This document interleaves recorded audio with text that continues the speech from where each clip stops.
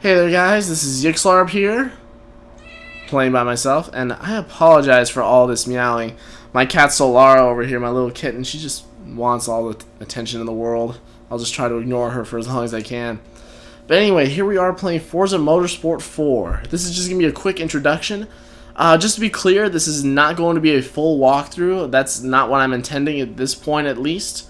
I'm still trying to figure it out, so just bear with me for the time being, and let's just start it up. We are an endangered species, you and me. We, fans of speed.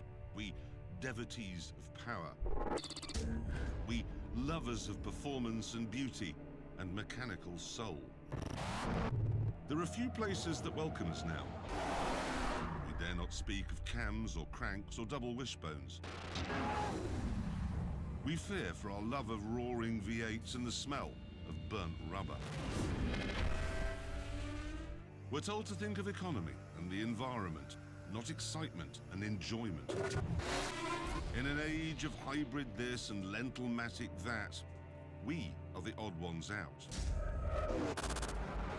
Yet there is hope. There is a haven. A place that celebrates speed, grit, gears, and fun. And it's all here for you to explore.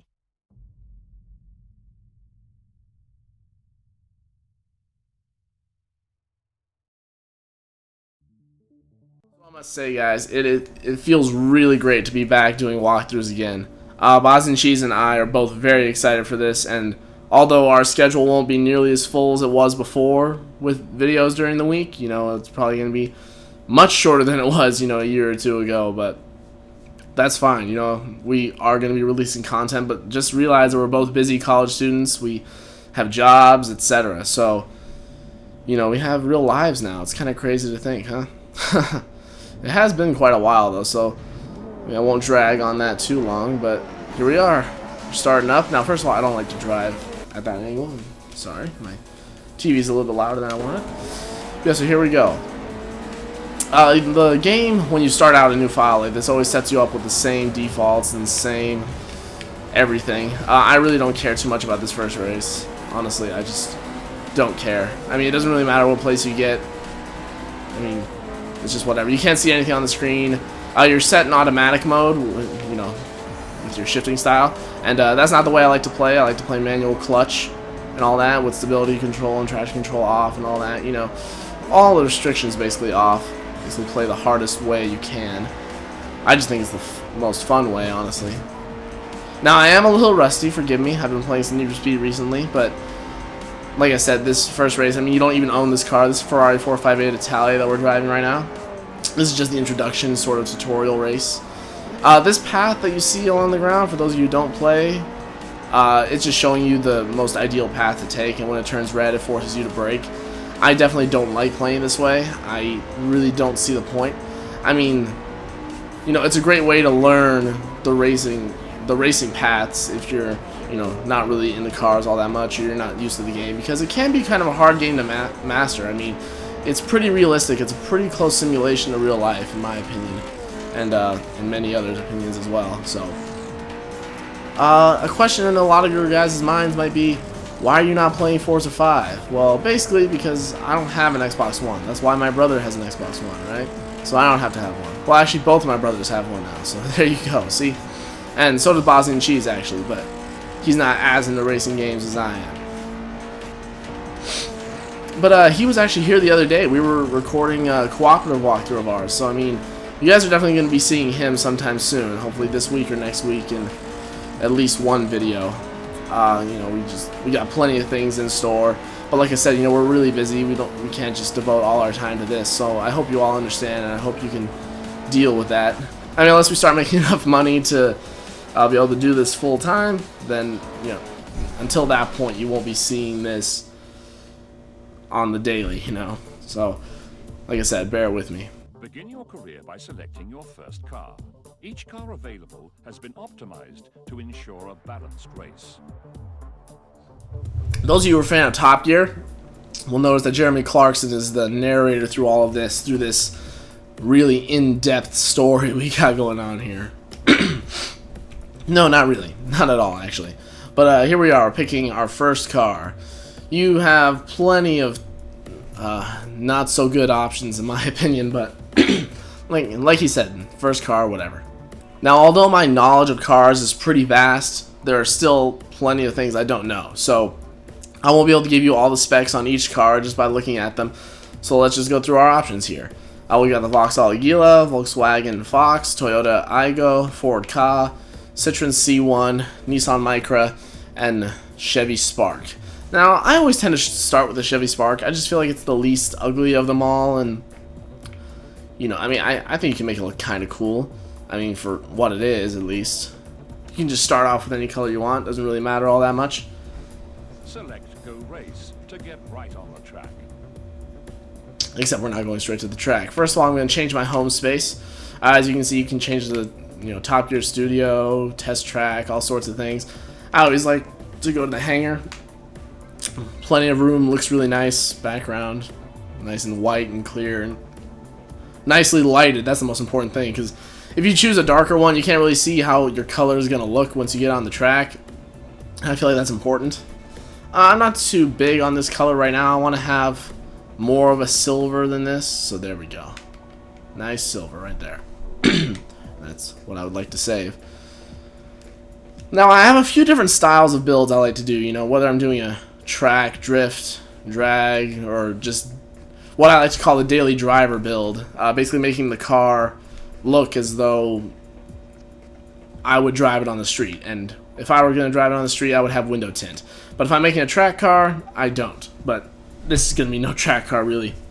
Even though technically, basically every race is, you know, for a track car. Here we go, though. Alright.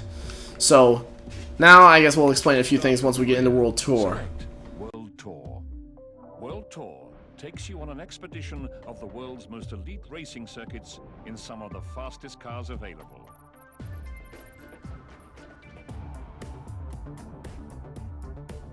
You begin your career in the amateur division. Here you will compete against subcompact cars in a short 5-race season. Now we move to the Ladera Test Track, a facility dedicated to the testing of cutting-edge automotive technology. At each racing circuit, you can choose from several events. Displayed events are suitable for either your current car or cars in your garage. Alright, now the most important thing you want to look at for each race and each event is the bonus you'll get, because you get the same amount of money from each one. See, 3,000 credits is what it's called, but I'm going to be calling it dollars, okay? Yes, I live in America, I'm going to be calling it dollars, alright? Just deal with it. So basically, we get 3,000 credits for each race. Doesn't really matter. What does matter is the bonus that you get. So here we get a driver level bonus of 25%, here a credits bonus, and a credits bonus again. The third kind of bonus you can get is affinity bonus. And we'll explain that more later, but basically, what's more important, having a driver level or money? Well, driver levels, each time you get one, for the first 50 driver levels at least, you will get a free car. After that, you'll just get massive amounts of money. So, if money is the most important thing, that's probably the best route to go in the long run. But for right now, if you need money right now, like we do, this is the way to do it. This is going to get us the most money, 3,000 extra bonus credits, and this is an inline 4 showcase. Manage your settings prior to racing, or simply select Start Race to get right on the track. Basically, you just have to have 4 cylinders to race in this. And it has to be an inline 4 engine, not a boxer 4. For those of you who know the difference between that, good for you. But I'm not going to expect everyone to know everything about cars when watching these videos. Some people probably just play for fun. Me, I tend to take it a little bit seriously, but, you know, I'll try to tone it down a little bit for the videos at least. So this is our first real race. Now, as I mentioned before, I don't play with the options that the game starts out with. So what you want to do is go to difficulty. You can set the gaming difficulty from the top, but it's not as specific as when I just go through it myself. Braking, I like ABS off. Steering, normal. Simulation just plays kind of ridiculous to me. Stability control off, traction control off. Shifting, manual with clutch. Suggested line, which is that green and red line on the ground. You can have it set to braking only, but I just have it off completely. Damage, if you just have it on cosmetic, you know, it'll just look damaged. And then limited and simulation get pretty serious. You know, you have tire wear, and you'll be losing fuel, and you'll have to pay for any damages at the end of the race. I honestly don't like to play that way. I like to just, you know, play cosmetic, because sometimes you want to play a little rough. But I try to drive pretty, not safely, I wouldn't say that, but fairly. I don't like to ram cars. I don't like to cut corners too much. I like to play as though I was racing on a real track. Rewind is a feature you can use, which allows, basically, if you make a big mistake, you rewind and you go back, you know, a few seconds to before it happened, and you can correct it. I don't like having that on. And then there we go. There was our career bonus as well. So as you can see, our total earnings are 140%. So we'll be getting like 1.4 times the amount we would normally. So instead of getting 3,000 credits, we'll be getting over 7,000 basically. So the more options you have off like this, you know, and all that, the more you make. I mean, I have nothing here that decreases the percentage I get, and that's what you want. That's the ideal setup.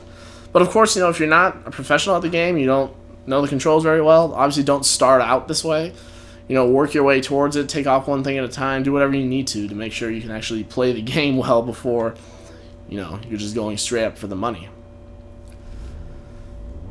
But the Chevy Spark, as we know now, is a 4-cylinder, really small, light car. It is a right-hand drive. This is available in left-hand drive in certain markets, but this particular one is not. So here we go.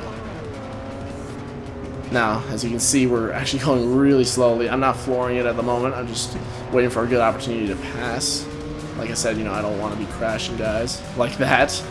But he totally deserved that. You know, I don't care. Getting in my way here. Yeah, this track is very simple. You don't make very many visits to this track throughout the World Tour, but, you know, have fun while you can. Now, one thing that should be mentioned is the difficulty. As you can see, it wasn't all that difficult to pass all of them. And that's because it starts out easy. Now, in event mode, which is a different kind of race mode, you can set the difficulty yourself, all the way from, you know, like easy to simulation, which is the hardest it can be. And in World Tour, it just works its way up. So when you're in the last season, then you'll see it's really difficult. But at the beginning, I mean, we're just dominating. I mean, we're not going to overlap them or anything like that, but it's still kind of exciting. Now, basically, I should talk about what this series is going to be. Now, as I mentioned at the beginning of the video, this is not going to be a full-on walkthrough. That's not what my intention is. Because, I mean, that would just never end. And, I mean, it would just be a series of sort of boring races and all that. And I mean, it's not like I'm not going to be doing any races, but I'm going to be doing a lot of fun stuff too. I'm going to be doing a lot of fun competitions and cooperative gameplays and such with Bosniancheese, hopefully, among others. And, you know, my brother's really into Forza as well, so, you know, we'll be able to make a lot of cool videos with this. I'm really excited for this series, honestly. But a lot of the time, you know, we'll just be featuring a car per week or something like that. And this might disappoint some of you, but as of right now, you guys should be seeing this video on Monday the 14th or something. I'm recording it a few days before that. Right now, I'm planning on only doing weekly uploads of this particular playthrough because I'm going to be busy doing the cooperative walkthrough with Bosniancheese, among other things. You know, I work, I go to school full-time as well. I, you know, run a sort of business and such, and I feel kind of weird calling it a business, but it's really turning into one. So I have a lot of things that I got to deal with on my plate. And in case you can't tell, I'm not driving too seriously in this race. I mean, I just kind of have fun, you know, sliding a little bit more than I need to. No need to drive perfectly efficiently when, you know, you're miles ahead of the competition. But that's basically the race. After the race, you'll see, you know, since I got first, I got 3,000 credits. But as you can see, my difficulty raised it another 4,200. We'll always be more than doubling our total just because, you know, we play with all those restrictions off. So there we go. And as you can see, damage says +0. If we had simulation damage on, we would be losing money to fix the car. So that's not fun. But we got $11,000. We got our first affinity level there. Now, your driver affinity is based on brands of cars. So since I'm driving a Chevy, I got a level 1. I get 25% off all Chevy performance parts. So basically, if I switched cars, say I bought a Cobalt SS next, I would get 25% off all the parts for that. So I wouldn't have to work up the affinity with each car. It carries over for the entire brand. So that's a really good way to play. If you want to play most efficiently and get the most money you can, that's the way to play. From around the world. Now it's off to Road Atlanta, one of America's classic circuits. From additional credits to affinity boosts, each race provides different bonuses for both your car and driver. So basically, if you want to make the most money you possibly can, you want to get to level 4 affinity. At level 4 affinity, you will reach 100% affinity with... you will reach 100% off on all performance parts. That doesn't mean everything's free. Some Forza parts and wheels and all that you still have to pay for, but for the most part you can get away with spending just a few thousand on a car rather than tens of thousands. So basically that's what's up here. But unfortunately we're not going to be playing that way because you guys probably don't want to see me race this car until I get to level 4 affinity and then go ahead and buy another Chevy, right? You know, that's not going to be fun. But let's look at the stats. So basically you got here on a scale from 0.0 to 10.0, you got speed, handling, acceleration, launch, and braking, which are all pretty self-explanatory. Now, all sorts of factors go into that. This game, you can heavily modify each vehicle. It's a fantastic game for that.